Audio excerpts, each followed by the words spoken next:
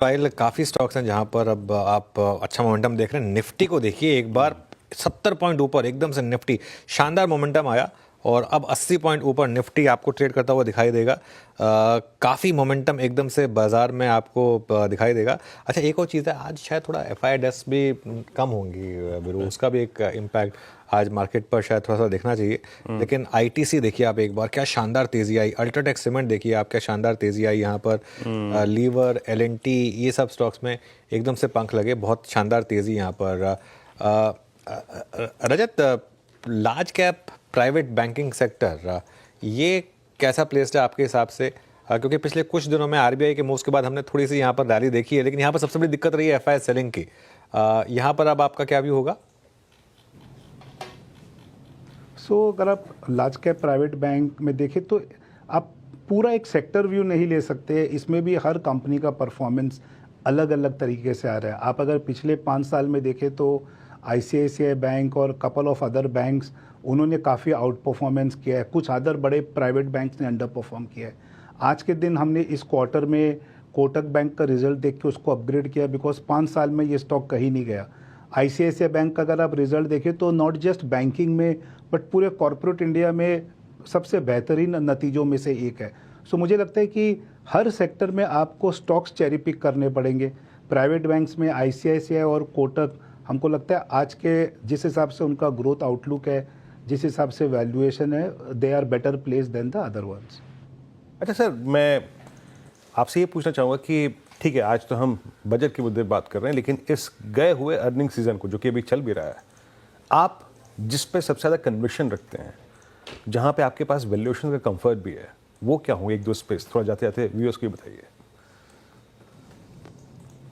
देखिए, जैसे मैंने कहा आईसीआईसीआई बैंक, आप देखिए पिछले 20 क्वार्टर से हर quarter almost picture perfect result deliver कर रहा है।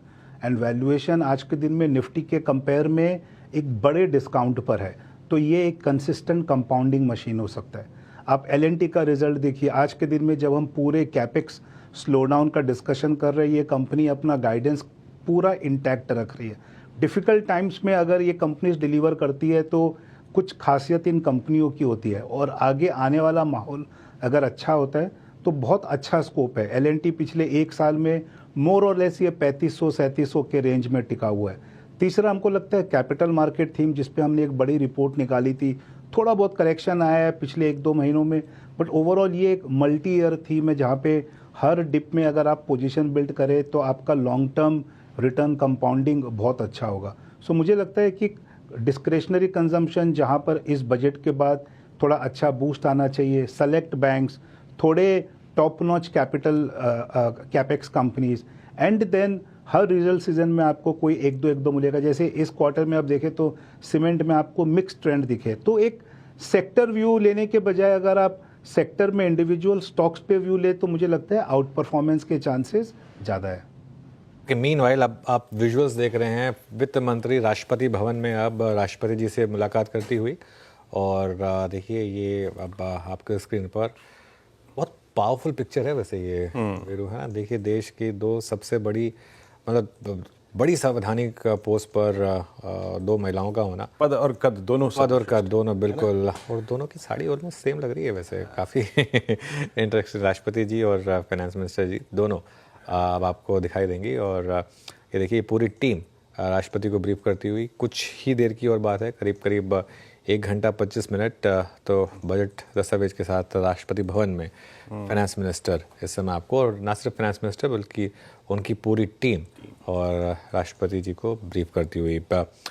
रजत जी, सिंस आपने बात की केपेक्स और इनसे रिलेटेड थीम्स की, 2-3 सेक्टर्स पर बात हो जाए, डिफेंस, रियल एस्टेट, सीमेंट, आपकी पसंद में इनमें कोई स्टॉक्स होंगे क्या? कि हर सेक्टर का एक लिमिटेड टाइम के हिसाब से इनमें, बिकॉज इनमें सिक्लिकलिटी काफ़ी प्ले करती है, तो आप किस स्तर पे इनमें एंटर करते हैं बहुत मैटर करता है। मुझे लगता है रियल एस्टेट सेक्टर में पिछले 3 साल में बहुत तेज़ी हुई है। ऊपर के भाव में काफ़ी कंपनीज ने कैपिटल भी रेस किया है। वाइल बिजनेस कंपनीज का अच्छा रहेगा, मुझे लगता है कि ये सेक्टर थोड़ा सा कंसोलिडेट होगा नियर टर्म में, बिकॉज सेक्टर ने बहुत वेल्थ क्रिएट किया है। वोलेटिलिटी रहेगी बट कंसोलिडेट होगा। डिफेंस का बात करें तो ये एक बहुत मैक्रो टॉप ड्रिवन सेक्टर है और यहाँ पर अगले 3, 5, 10 साल का आउटलुक बहुत पॉजिटिव है। जो भी कंपनी डिफेंस में इनोवेट करेगी, अपना खुद का नया मार्केट पूल बनाएगी, उसके लिए बहुत जगह है मार्केट कैप बनाने में। और आप देखेंगे अगले 1-2 सालों में काफ़ी नए नए तरीके की कंपनीज लिस्ट भी होगी। तो ये एक स्पेस एक अपने तरीके से एक बड़ा और नया स्पेस मार्केट के अंदर बन रहा है। तीसरा आपने अनुज तीसरा सेक्टर कौन सा पूछा आपने? यहाँ पे जिक्र किया गया था सीमेंट का, कैपिटल गुड्स का और डिफेंस का।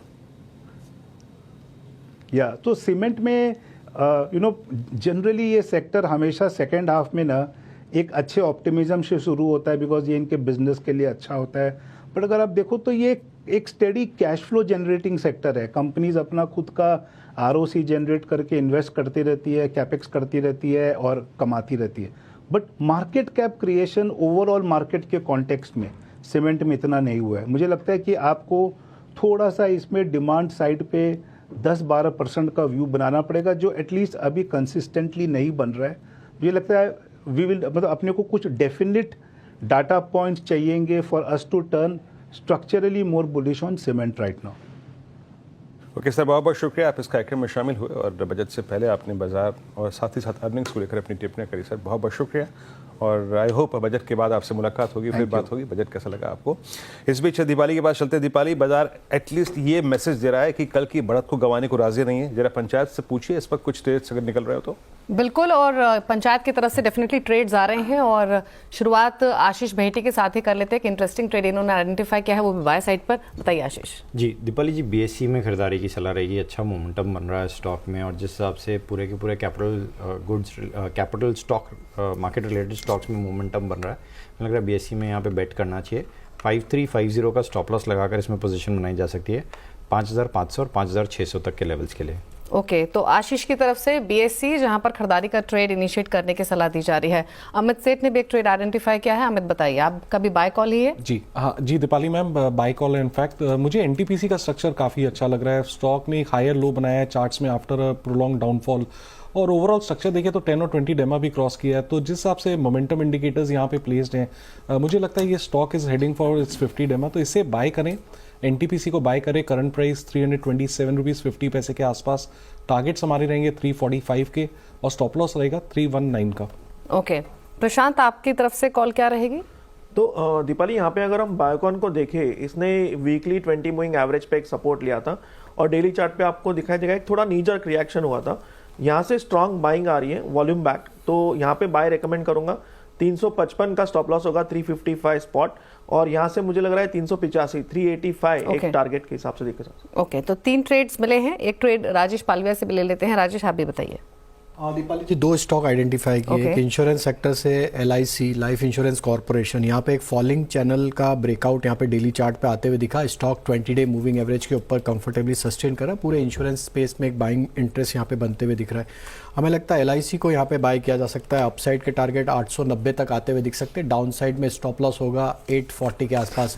और जो दूसरा स्टॉक पसंद आ रहा है वो पावर स्पेस से सतलज जल विद्युत निगम SJVN, यहाँ पे भी अगर हम देखें तो एक फॉलिंग ट्रेंड लाइन का ब्रेकआउट डेली चार्ट पे बनते हुए दिखा। डेटा में लॉन्ग बिल्टअप के साइन यहाँ पे आते हुए दिख रहे हैं। हमें लगता है ये स्टॉक में मोमेंटम एक्सटेंड होते हुए दिखेगा। 108 से 110 के टारगेट के लिए बाय किया जा सकता है SJVN। डाउन साइड में स्टॉप लॉस रखना होगा करीब 97 के आसपास। ओके, तो 5 ट्रेड्स मिले हैं और पांचों ही बाय साइड पर। बीएससी में बाय करने की सलाह 5500 के टारगेट के लिए। एनटीपीसी में 345 के टारगेट्स के लिए खरीदारी का सजेशन है। बायोकॉन को भी पिक किया गया है टेक पंचायत की तरफ से 385 के लाइकली टारगेट के लिए। और LIC और SJVN में भी बाय रिकमेंडेशन राजेश की तरफ से। Over to Viren. अच्छा, इस बीच डायरेक्टर साहब 3-4 स्क्रिप्ट्स लेके आइए। आप लेके आइए HAL, BEL, BHL भी कुछ हद तक, क्योंकि डिफेंस से इसका भी सरोकार है।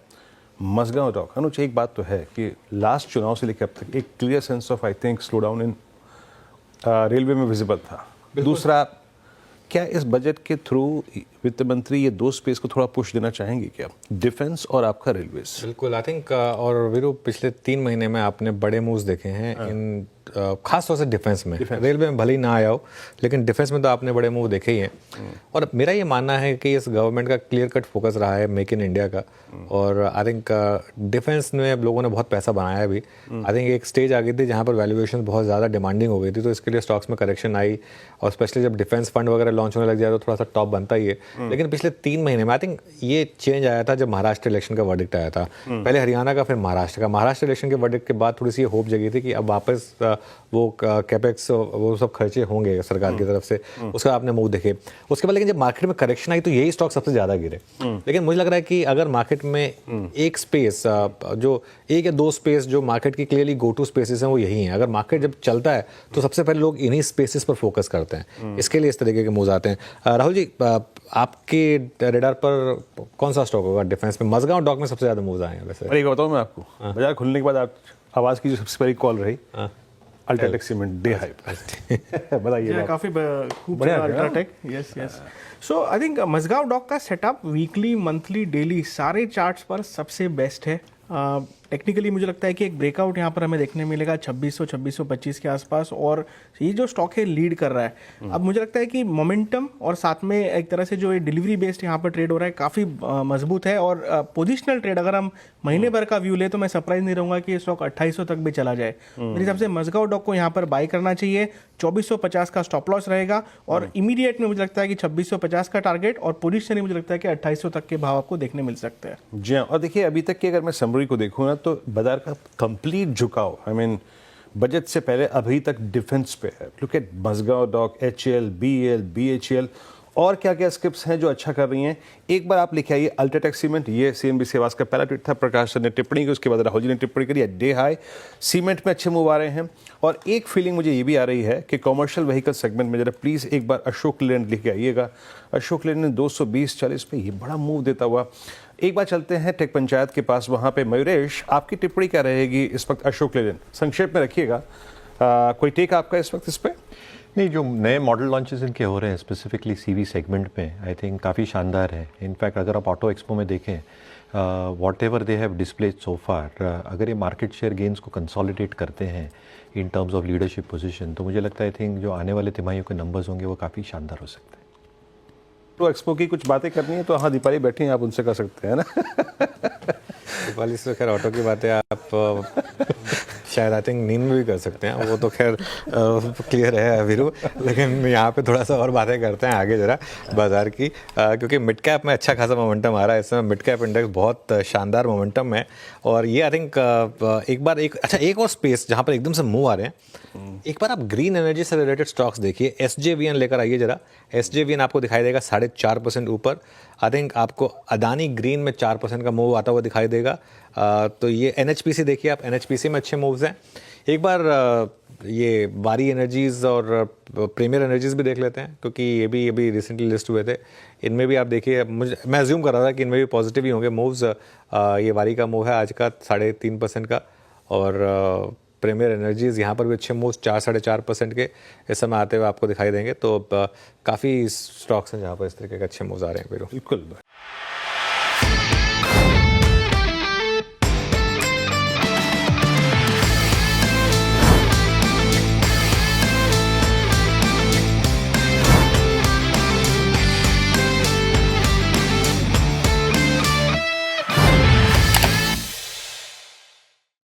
बता दें कि मनी कंट्रोल पर दिए गए विचार एक्सपर्ट्स के अपने निजी विचार होते हैं। वेबसाइट या मैनेजमेंट इसके लिए उत्तरदायी नहीं है। यूजर्स को मनी कंट्रोल की सलाह है कि कोई भी निवेश निर्णय लेने से पहले सर्टिफाइड एक्सपर्ट की सलाह लें।